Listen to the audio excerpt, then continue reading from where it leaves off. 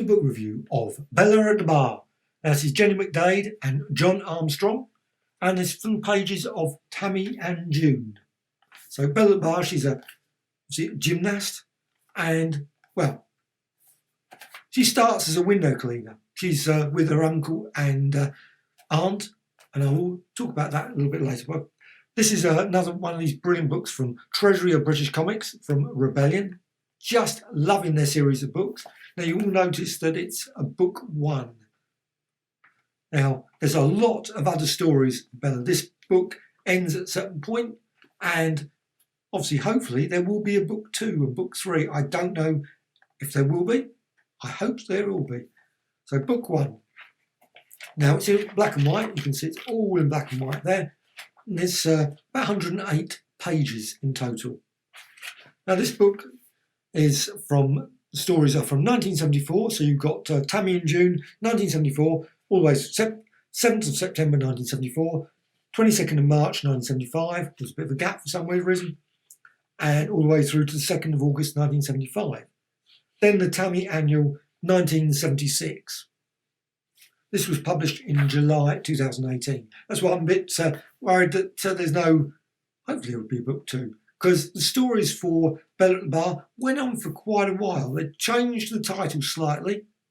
So now I don't know if the title changed at the point, because at the end of the book it's still called Bella at the Bar. But there is an annual included, and it's slightly weird because it says that Barlow kid, which is unusual. Obviously, the title of the story weirdly changed at some point. Now, there's all the details of all the various people involved, and then on to, now, Bella has unrelenting misery thrown at her all the way through. This is like lots of these books, Tammy ones, Ginty, etc. They were like the Victorian dramas where you'd have this kid and she would be, predominantly she, would be treated with contempt by her aunts, uncles, father, mother, whatever. It was just relentless. Maybe there would be some sort of, like a horse or someone would be helping her doing out the misery. In this case, well, nothing like that really. Poor old Bella really has no one. This is relentless misery. She has like for a bit, and then some issues happen, and then she goes on to another person, and then some other issues, and then there's a few people, one or two persons that help, but the rest really just exploit her, are horrible, or just plain nasty. She's got friends occasionally, and then they treat her with contempt as well. It's just awful.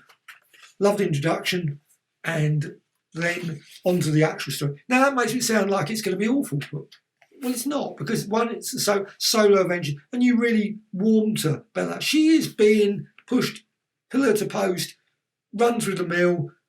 Could have ended up in a mill, to be honest, the way that she was exploited by her aunt and uncle. Really horrible. Even the various social services, people occasionally come in and help, but even there they don't, because they send her off to, and it's just awful.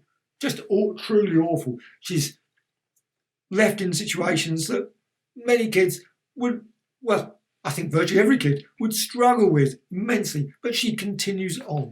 So you've got the initial scene there. You see her on a bar. You've got the evil aunt there, and they're running a window cleaning service. Obviously, she's pretty good for that. But she goes and helps someone. She gets her first introduction to actual gym thing, and she's got her bucket at that point. I thought actually before, when I first thought, you know what, she's going to have a bucket, all because the back, you've got her holding a bucket. Now that would be a novelty. The character holds a bucket all the way through the story, but she doesn't, because of course she goes into various variety of things. Obviously, the story, if you're going to be a gymnast, there's obviously competitions involved. I don't think I'm giving any spoilers away, that there's conflict, problems, how she goes about it. Now, in many ways, when I was reading this, I felt that it was a bit like the Queen's Gambit, but instead of, obviously, chess, instead of gymnastics. That was not the same story at all, but there was an element of, you know what, she starts out from, and then she suddenly finds that the system, well, in a sense, slightly is a problem. There's things against her all the way. No one believes her, no one believes her. You know, she gets a very bad reputation. She's called Bad Bella. And those sort of things. Awful. Really? One way, the mental, it's just appalling. So you've got, now these were always per week, so you would have to, obviously they were black and white, you'd have to wait another week, so you'd have 3 pages of Bella at the Bar, and that would be it for your week. And it was literally, I mean, sometimes the stories would end with, she would go and do something, and everyone, oh, wonderful, wonderful, and then you don't see, oh, she's on her way, but no, fates conspire again and again and again, mainly because of the aunt and uncle who do not help her. They're just pure nastiness. They just really, they would be, I'm certain they would be thrown in prison. They would be. Now, I don't know if the story, maybe in book 2 or book 3, that's what happened. They really deserve to be thrown. There's not anything you can say about this family. She was treated with utter evilness.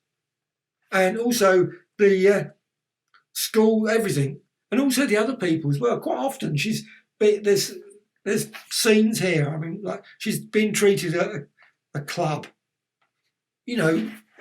Loads of things that happened to her.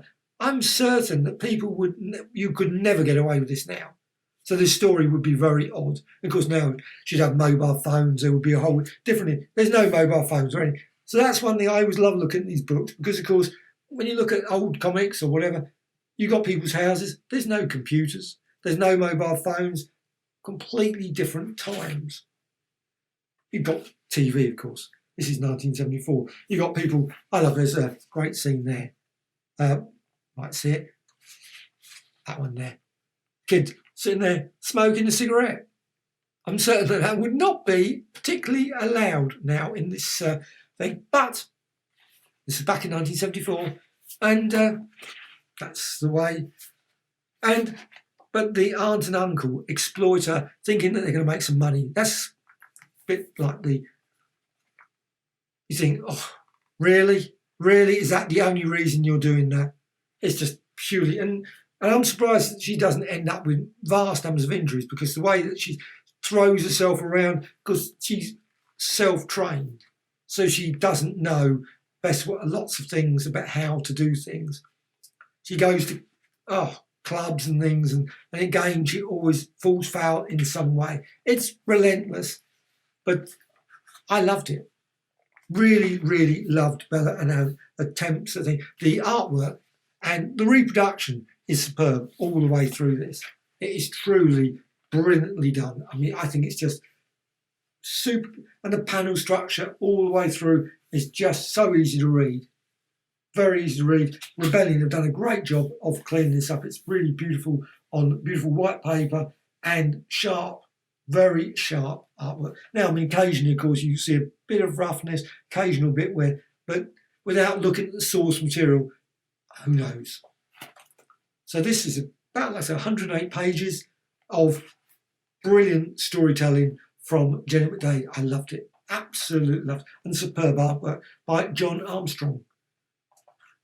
Also, the book ends at a really nice point it's not like one of some of his books where you think she's jumping for a pole or something, doing it, and will she fall or not, ending.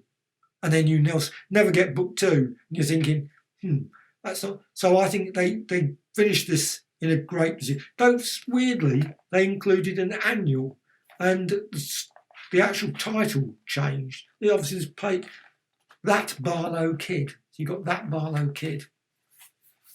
And this was from the 1976 Tammy annual. And it obviously was a bit longer story because, of course, it was an annual, and it wasn't like 3 or 4. So not so economical. I mean, when you have 3 pages to tell a story, you really cram in the panels, and you're really telling the story as powerful, as quick. There's no, sort of flab in that. And not that I'm saying that the annual is either, but of course it's a longer story, and I'm certain in the comic strip, they probably would have told it in 3 pages, the same story. But it's still a great but just an unusual end why they included the annual.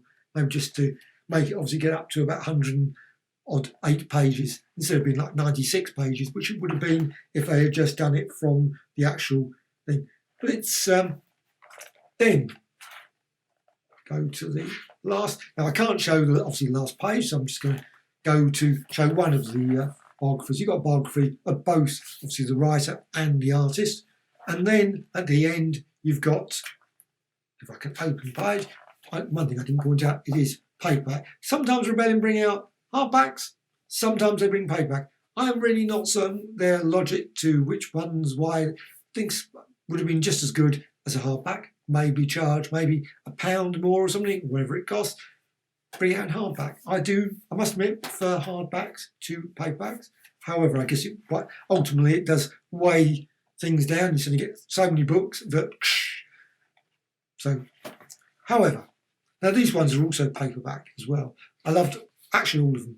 So you've got Ginty, you've got Misty, and you've got another Misty Volume 2. They're weird because they're slightly smaller than this one, slightly scaled down. Now this is at least the same scale as the comic books. So you've got and that's it. Rebellion, 2000 AD online.com and Treasury of British Comics.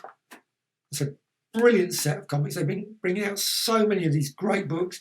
Everyone that comes out, I always think, wow, can't wait to get it.